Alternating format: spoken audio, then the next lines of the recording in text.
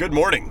We got back. I've got a little bit of a cold right now. We got back from picking up the camper 2 days ago. I got a call from Buckstop that my bumper was done. So I am on my way out from Portland to Prineville to pick it up. We've got a 3-hour drive ahead of us. I'll show you guys when we get there.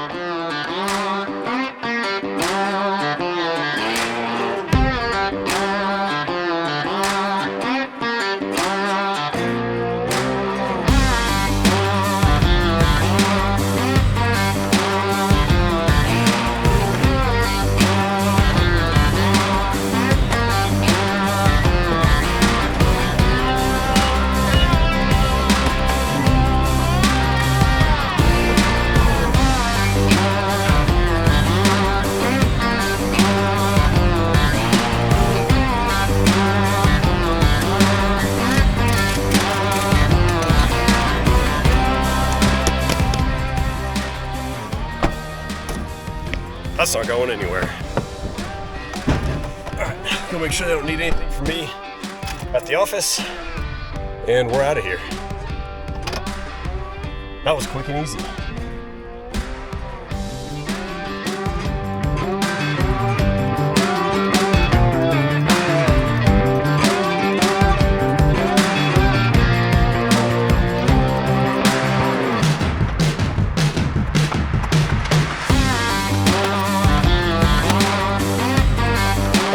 We got it home.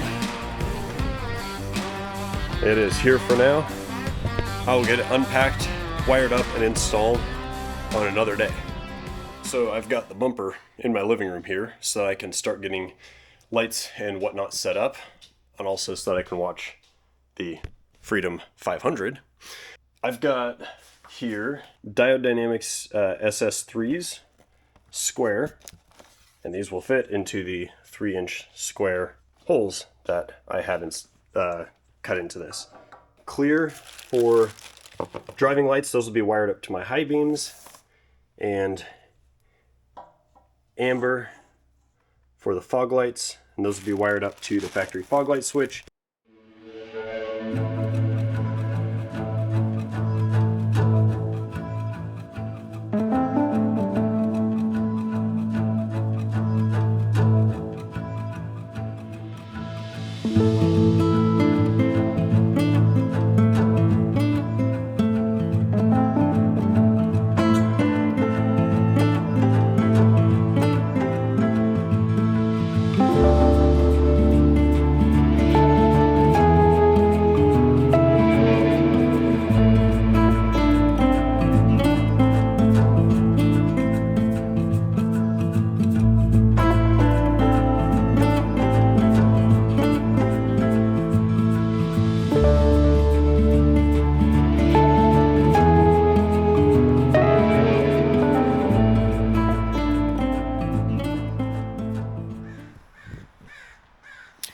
All right, good morning again. I'm going to explain the removal of the factory bumper, and then I'm just going to do it. It's going to take me way too long to explain it as I go through, so I'm just going to do it on a time lapse, and you'll see how it goes. Back here, there's 2 bolts to remove. And behind these plastic covers,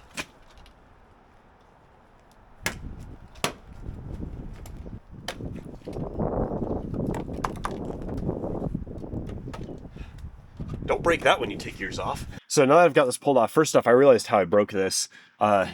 This curve right here is matched by the curve on this, and I didn't separate the two. I just pulled on this directly, which is why it wasn't coming off easily. On the second one over here, I got my fingers actually between the 2 layers, and that came off very easily. Behind these plastic covers, we've got 4 more bolts on each side. And if you have the adaptive cruise control, there will be the adaptive cruise control module here. Be careful when you're pulling that out, because there's a plug on the back side of it that you're going to want to remove. The wiring for the fog lights is integrated. It's attached to the bumper itself. In my case, I'm actually going to be saving that for use in the new bumper via those wire adapters. For the fog lights, I'm just using these H10 to Deutsch style connection that plugs into the factory plug on this side, and the Deutsch side plugs into the Diode Dynamics lights. And the plug for that, you can actually see right through here. There it is, right there. So I'll show underneath here. There is the plug on the driver's side for factory fog lights, and I think that might actually also be, if you've got the adaptive cruise control, I think that might also flow through there. So I'm going to very carefully unplug this. All right, so that's unplugged. Right, like that. And the rest of it should be all holding plastic and bolts. Oh yeah, one other thing I forgot to mention. It's a good thing I'm a hoarder. These Prius catchers, they normally mount up to the frame right behind here, right behind the tow hook, and they stick down. I put a tremor valance on.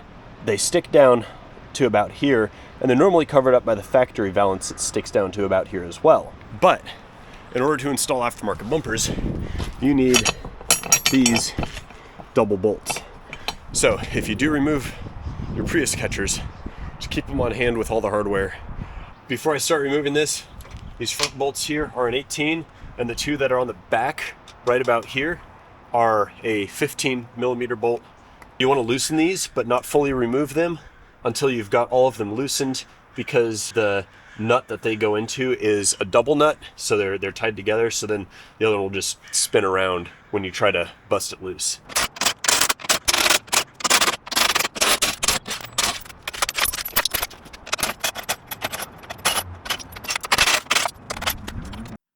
So now that this is dropped down, we've got a Christmas tree here and here to remove. Then the bumper should come right off.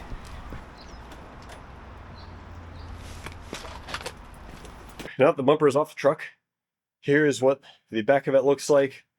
I'm noticing that all of these bolts had some retainers on it. I saw a couple of them fly off when I was removing it. Maybe a little more judicious and careful removal, and you could actually have those stay attached to the bumper like they are originally supposed to from the factory. Now you can see this is the wiring harness. It comes up, splits off into this fog lamp here. So I'm going to unplug this, and it follows all the way up around here to this fog lamp here. I'm going to unplug this, and then I am just going to snip all of the zip ties that are holding this wiring harness together, because I am going to reuse it on the new bumper.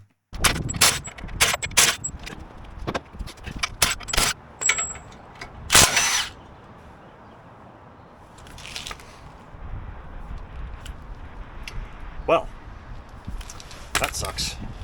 No more go fast. We go old school.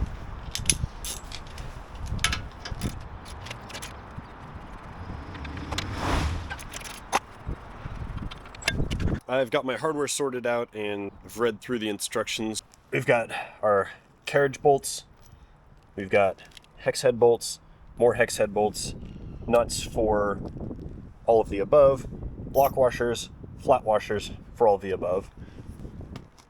Over here we have flat washers for smaller hex head bolts, which I believe this is for the license plate mounting kit, and this is for actually mounting the license plate to the bracket.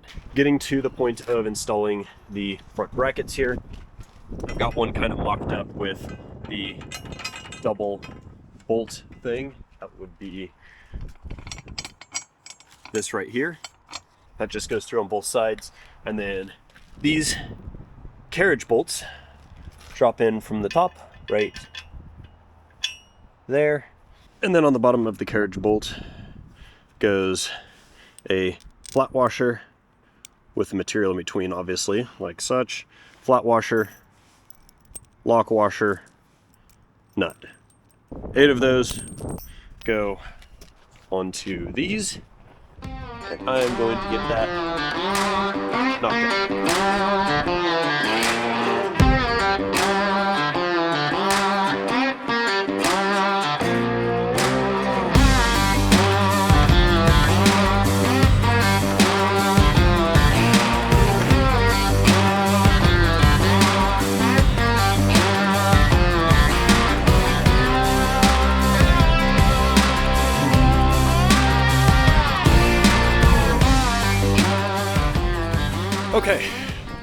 Got the frame brackets put on, torqued down to the precise number of, that seems pretty dang tight, because no torque specs were specified. So I just cranked them. For the wiring install, I've got two things here. First one is this connector that goes in between the snowplow connector that is in all Super Duties, I believe 2020 and newer. It might go back to 2017, but I think it's 2020 and newer. And that is inside of the passenger side fender, right about here-ish. You can access it by either removing the inner fender well or by removing the airbox. It's also like right down there. I'm going to remove the airbox. That's just going to make it easier for all of the other wiring that I have to do, snaking the winch wires up to the battery, plus snaking all of these wires down to where they go. Now the other thing is the relay harness here. These two leads plug into the battery, and normally you have a switch inside of the cab, and this is actuating the relay, which provides power to the Deutsch connectors that plug into the lights. In this case, since I want the driving lights to be hooked up to the high beams, we're going to use this instead of the switch to actuate the relay. I believe, just based on looking at the way the switch wiring is, I believe in this connector here, it's the white wire that I'm going to be using to trigger the relay. I'll test that here in a little bit. And then that white wire will hook up to the red wire coming off of the snowplow harness. And then of course, like I said earlier, I'll be using the factory wiring harness out of the bumper for the fog lights, so that is on the factory fog light switch. I already tested to make sure that would work, and it does.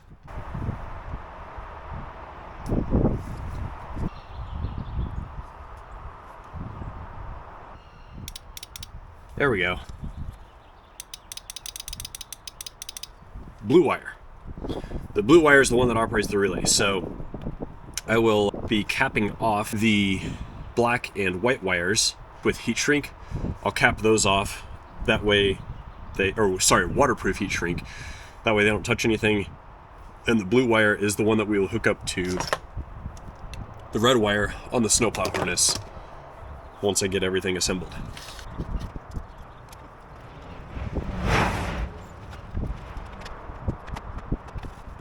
So after some digging online, the airbox bracket right here needs to be removed, and the plug is actually right down behind here. So we'll do that really quick. These are 1/2-inch bolts.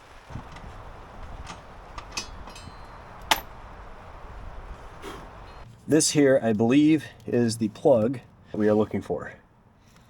And it comes apart by pulling this red locking tab back and then pushing down and pulling these apart. Now, the red wire that comes off of what I just installed, the pass-through harness through the snowplow plug, this red wire goes to the blue wire on this particular relay harness. So we'll open this up a little bit. The white wire and the black wire are related to the switch and will not be used, so I'm going to cap those off with heat shrink. All we're going to use for this install is the blue wire. Now to test this, I'm just going to twist the red wire together with the blue wire from that harness. We'll test this, and then I will cut the relay harness to length, because it doesn't need to be very long. That's good there. It's not touching anything. I'm just going to let that float. Let's test the lights.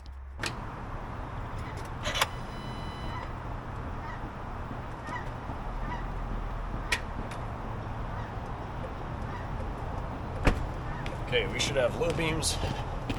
For low beams, why no fogs?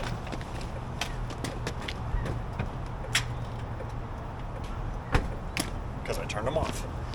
All right, we have 4 low beams, fogs, and let's turn on the high beams. We have 4 high beams and no high beams because I don't have the positive wire hooked up yet. Haha. Hey, look at that. So now,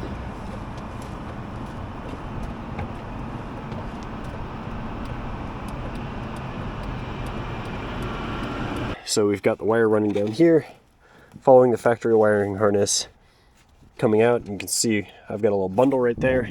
That bundle sits right here for the passenger side.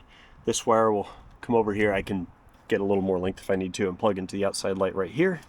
And then the other wire comes across, goes along the factory harness right here, kicks out, and comes over here to plug into this light. And I will be able to shorten this by doing a small bundle right there. So I thought I was going to be able to install the fog light, the factory fog light wiring into the new bumper, but there was nowhere to attach it. So instead I have, this isn't the cleanest wiring install I've ever done, but I ran it the same way as the other aftermarket wiring for the driving lights. So I have it plugged in, and then it comes up here, bundled, and then across and out to where the fog lights are right here and on the other side. And I'll clean it up a little bit more once I get the bumper installed here.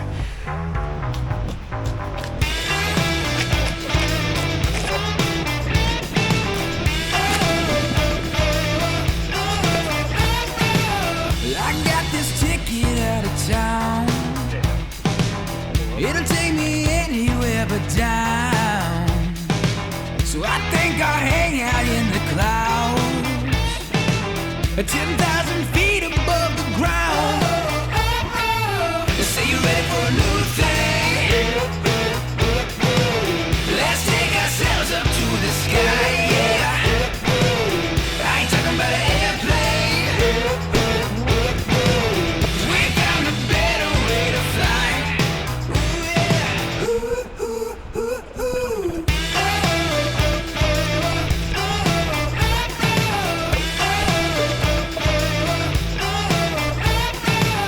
I've got this feeling in my soul, and I let it tell me where to go.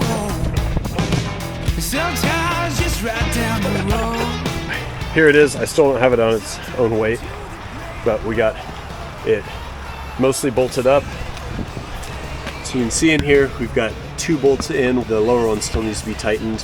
We've got 2 bolts on either side, and I need to put a 3rd on either side. There it is mocked up. Off camera, I'm going to just install the rest of the bolts to make it so that it's fully installed. But we've got it centered and looking good. And by the way, these nuts are huge. Haha. I don't know what size they are, but I'm going to have to go get a bigger socket in order to install those. All right, that's it. Bumper's installed. Thanks for watching. To give a quick little explanation as to what was going on with the wiring harness, the gentleman that makes them only had customers buy them for LED headlight trucks, and mine has halogen headlights. I guess the wiring is different between the 2 trucks, so the LED one didn't work with my halogen headlights. So we had a couple of back and forths and eventually got the right wiring harness installed. He said that down the road that won't be an issue anymore. He's just going to make them all the same so it'll be compatible with both. He was great to work with, and so was Buckstop. I get compliments all the time on how good the truck looks with this bumper on it, how beefy the bumper looks, and with the Yankum grooved fair lead, everything cleans up really, really well. Hopefully that helps with your bumper install, be it a Buckstop or another brand. Again, I'm not affiliated with them, but I will leave a link to them in the description below because I have been super, super happy with the bumper over these last few months. Thankfully, haven't had to use it, but it's there if I do. Thanks for watching, and I will see you on the next video.